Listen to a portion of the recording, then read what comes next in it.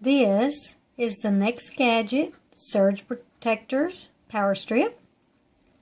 It has 12 outlets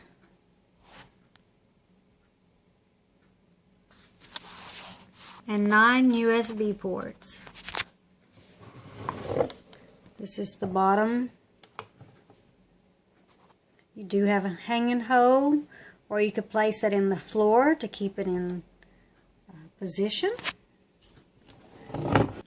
On the power strip, you have outlets along the top and then one row of USB ports.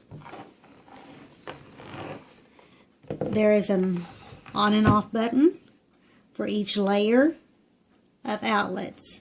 So when I turn this one on, these right here will come on and off. And the USB ports have an on and off switch here. Okay, I have the power on. Now we're going to plug my MP4 player in. And it comes on. When I turn the power off on the USB, all the power goes off and back on. Now I'm going to put just a normal plug,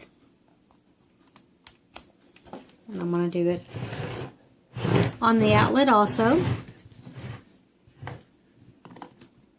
It's already on.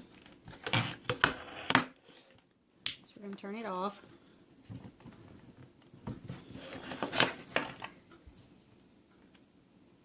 And again, turn it on and power off. This is great when you only want certain plugs on and off. On the back of the Surger, you have a little blue light showing you that it has power.